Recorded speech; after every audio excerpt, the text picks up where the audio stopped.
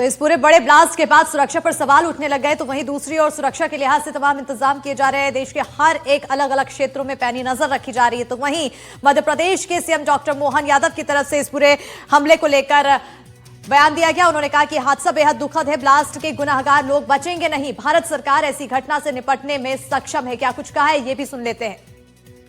माननीय गृह मंत्री जी उसकी जांच भी कर रहे हैं और विस्तार से सारी बातें वो प्रेस में बताने वाले हैं।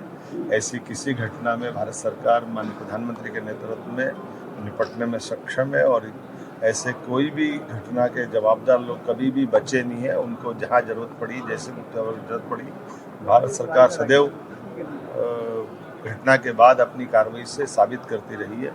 लेकिन आज तो श्रद्धांजलि का मौका, मैं माननीय अध्यक्ष जी नरेंद्र सिंह जी भाषा से निवेदन करूंगा कि अपनी बात करें।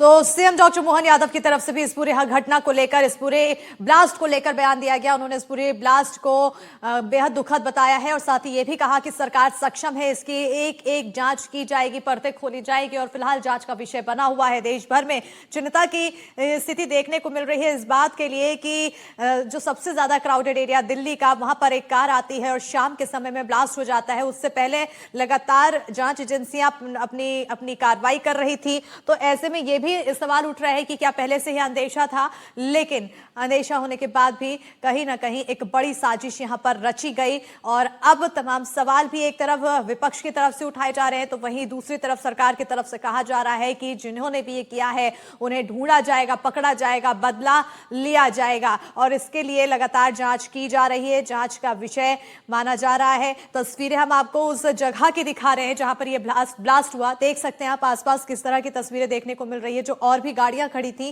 पूरी तरह से वो गाड़ियां भी उस ब्लास्ट के चपेट में आ गई। कितना भीषण वो ब्लास्ट रहा, यहां तक कि मेट्रो स्टेशन जो वहां पर था, मेट्रो के कांच तक टूट के गिरे थे, बिखरे थे।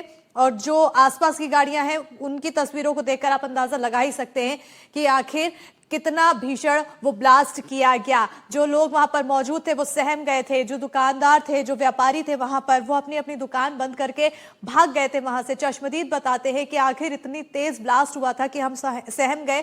हमें बिल्कुल अंदाजा नहीं था कि ऐसा कुछ भी हो सकता है। शाम का समय था और अमूमन शाम के समय में भीड़ बहुत ज्यादा उस एरिया में रहती है और जब वहां पर अचानक से कार में ब्लास्ट होता है तो आसपास सब कुछ बदल जाता है, तस्वीरें एकदम बदल जाती है, चीख पुकार मचती है। और जो तस्वीरें लोगों ने देखी थी, वहां पर जो मौजूद थे बता रहे थे कि काफी भयावह तस्वीरें सामने आई थी।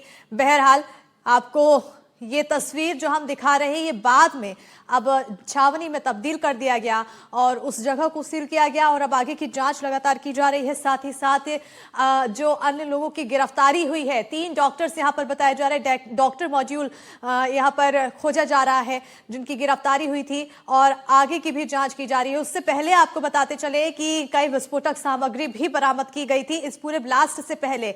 तो एक तरफ हमें जांच पहले भी देखने को मिल रही थी, कई लोगों की गिरफ्तारी हुई, ब्लास्ट रोकने की कोशिश यानी कि की जा रही थी, लेकिन जिस तरह से ये पूरे कृत्य को किया गया है, साजिश, एक बड़ी साजिश लंबे समय से रची जा रही थी और इसके लिए पूरी प्लानिंग की गई और ये ब्लास्ट की तस्वीरें यही बता रही है।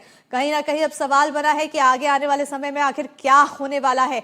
जांच फिलहाल लगातार की जा रही है और देश की राजधानी लाल किले के पास इस तरह से ब्लास्ट होना कई सवाल खड़े कर रहा है और सवालों के बीच अब नजर बनी है जांच पर कि आखिर जांच में क्या कुछ खुलासे हो पाते हैं।